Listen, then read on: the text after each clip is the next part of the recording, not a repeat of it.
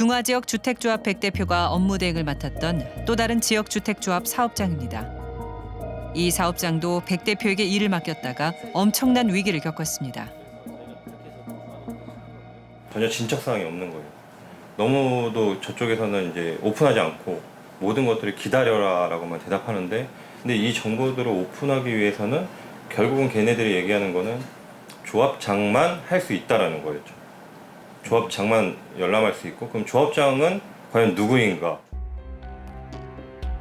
알고 보니 조합장 박 씨는 업무대행사 100대표의 동서였습니다. 업무대행사 100대표가 자금 집행을 청구하면 동서인 조합장이 결제를 해주는 구조였습니다. 100대표는 아들까지 끌어들여 이권을 나눠주었다고 합니다. 업무 대행사 친인척을 조합장으로 앉혀놓고, 그다음에 업무 대행사가 실질적인 도장 다 가지고 있고 결제 자금 집행 청구서 다 찍고, 그 신탁회사조차도 업무 대행사가 아는 사람 이렇게 데리고 오니까 돈을 제대로 보지 않고 올리는 대로 다 나가는 거예요. 자기 아들 회사, 그 약간 무역회사 같은 걸 옆에 차려놓고요. 무슨 다이어트 식품 예를 들어서 다 물량을 떼갖고 와요. 그 다음에 그거를 조합에서 만약 토지주나 누구를 만난다고 하면 그 선물로 그게 나가요. 집행이 되고 그 비용은 다시 모린가로 또 들어가고. 진짜. 그러니까 근데 그게 너무 꼬여있는 상태인 거예요. 조합은 100대표의 가족과 지인들이 이권을 행사하는 곳간으로 전락했습니다. 견제 장치가 없는 가운데 각종 명목으로 부풀린 비용들이 청구되는 대로 결제되었다고 합니다. 이렇게 조합원들로부터 모은 돈이 대부분 사라졌다고 합니다. 허위 자료를 만들어서 그걸로 결제를 올리고 그 돈이 업무 대행사 또는 업무 대행사 관련 회사로 다 빠져나가는 거죠. 그 돈이 엄청난 손실이 발생한 걸 그때 알게 된 거예요. 한 82억 막 이렇게.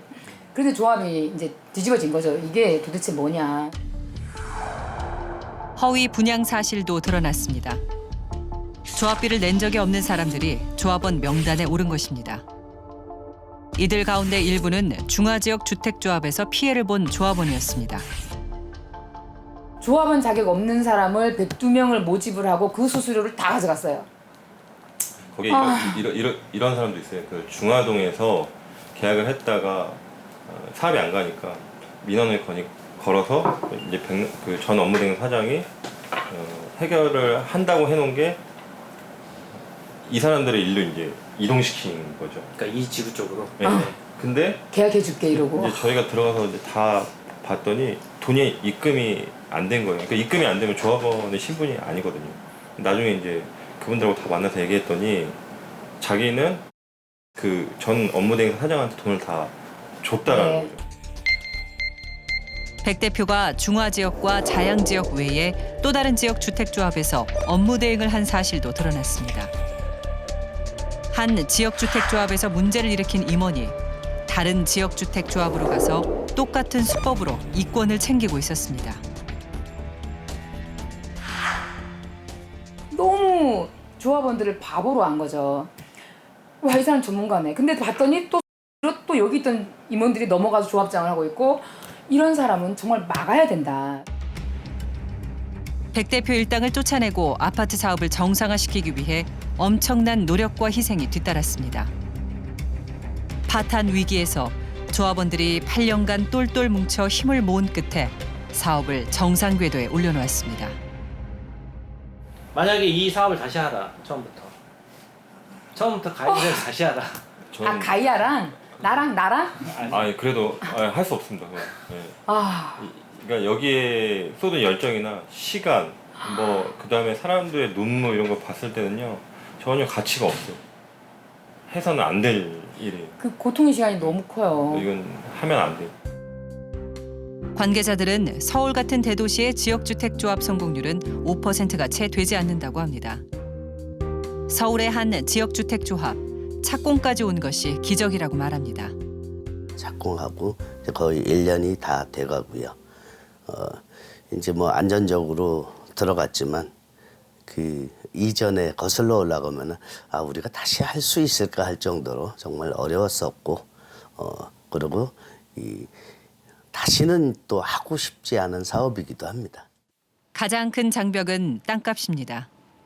지역주택 조합을 한다는 소문이 돌면 땅값이 2~3배 오르는 데다 알박기를 하는 지주까지 있습니다.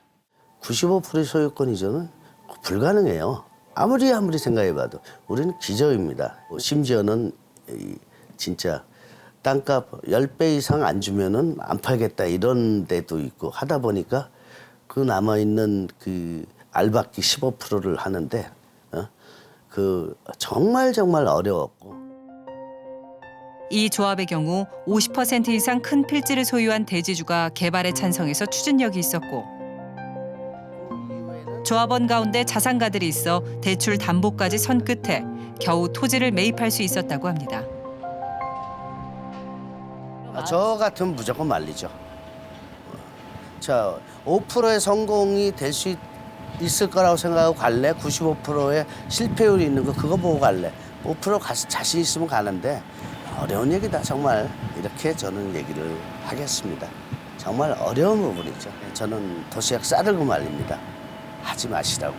착공한다. 돈 좀 더 주고서 들어가라. 피해를 막기 위해 관련법 개정안이 나왔지만 건설사 등의 반대가 거세다고 합니다.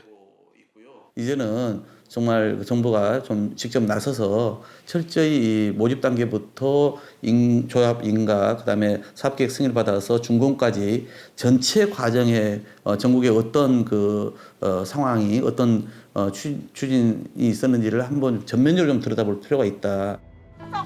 피해자들은 국가가 피해 구제에 나서달라고 요구하고 있습니다.